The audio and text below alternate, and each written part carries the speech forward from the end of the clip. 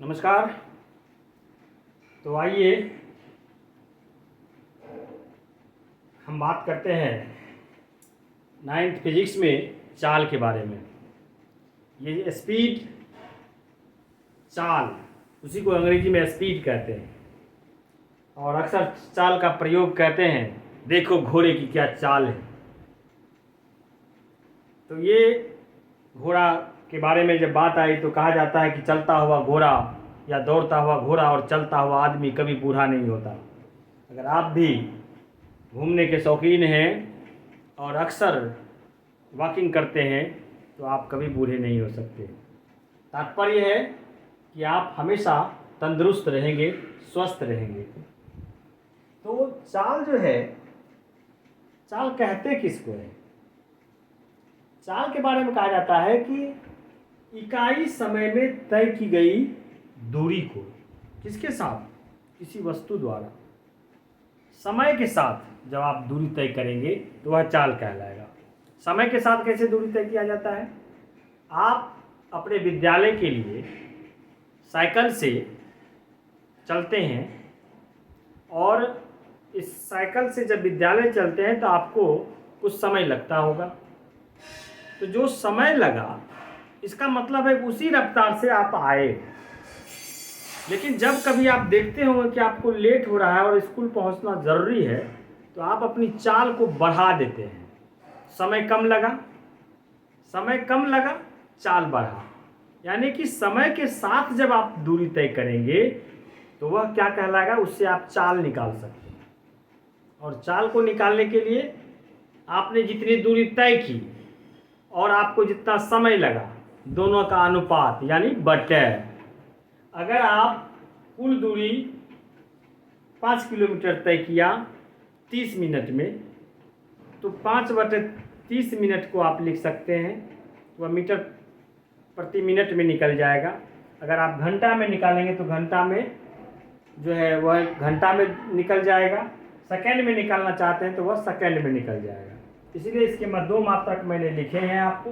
SI मात्रक में इसका मीटर प्रति सेकेंड होता है और जब हम प्रति नहीं लिख करके ms पर पावर 1 दे देते हैं तो उसको हम पढ़ते हैं मीटर प्रति सेकेंड।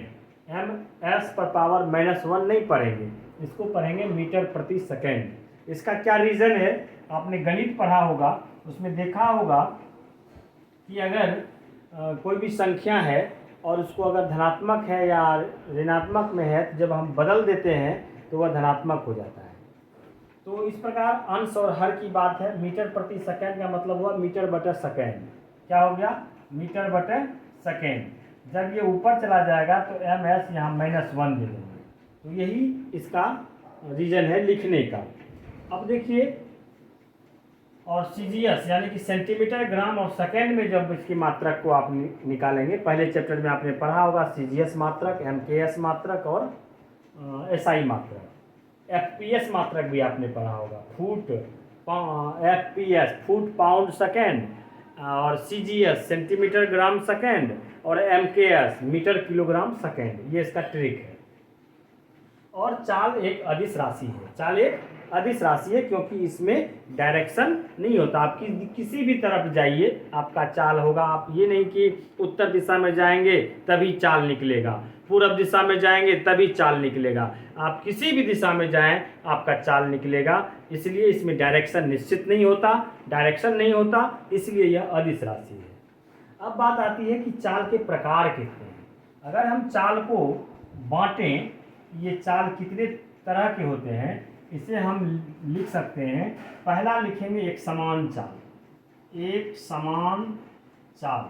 आइए समझते हैं कि एक समान चाल है क्या। इसको बोलते हैं, एक समान चाल को यूनिफॉर्म स्पीड। यूनिफॉर्म स्पीड समझिए। एक समान क्या?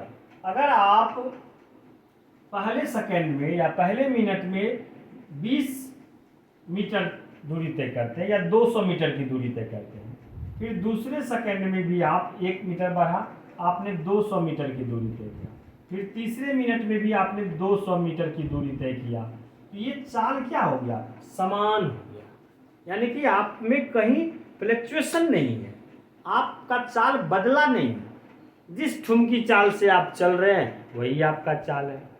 आज भी जैसे यहाँ से घर जाना है तो रास्ते में मार्केट है, तो जब आप यहाँ अपने जहाँ से आप शुरू किए तो वहाँ से भी जैसे चले वही चाल, फिर दुकान पर से सामान लिए वहाँ से घर की तरफ चले वही चाल। तो ये तो मौखिक हो गई, लेकिन यहाँ पे लिखित बात होगी। जब आप प्रथम सेकंड में या प्रथम मिनट में 100 मीटर की दूरी तय करेंगे, फिर दूसरे सेकंड में दूसरे मिनट में भी आप 100 मीटर की दूरी तय करेंगे, फिर तीसरे मिनट में भी 100 मीटर की दूरी तय करेंगे, यह एक समान चाल कहलाएगा। क्लियर। अब उसके बाद आता है दूसरा असमान चाल। असमान चाल इसको बोलते हैं नॉन यूनिफॉर्म। सिंपल सी बात है, नॉन यूनिफॉर्म स्पीड।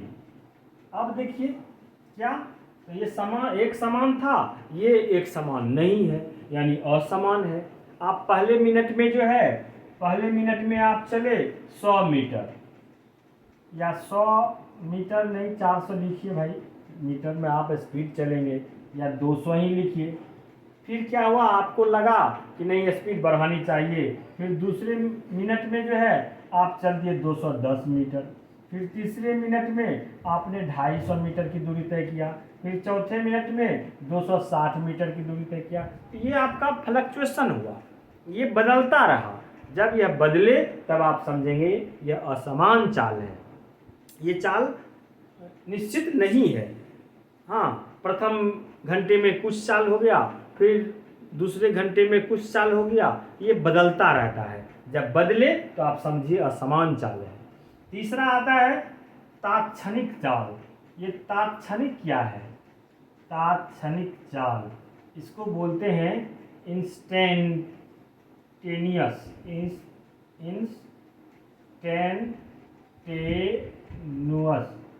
स्पीड।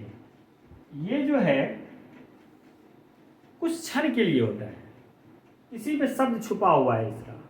आप चल रहे हैं, बीच में कुछ देर जो है आपका चाल हो गया 25 किलोमीटर या 25 मीटर पर सेकेंड, तो वो तात्क्षणिक चाल कहलाएगा। ये अत्यधिक देर तक के लिए नहीं होता, ये चंद समय के लिए होता है, कुछ समय के लिए होता है। अगर हम एक और की बात करें तो एक होता है औसत चाल। औसत चाल के बारे में आपको मालूम होगा, आपने सप्तम अष्टम वर्ग में भी आपने पढ़ा होगा इस औसत चाल को, जिसको हम एवरेज बोलते हैं। Average speed, average speed simple सा है।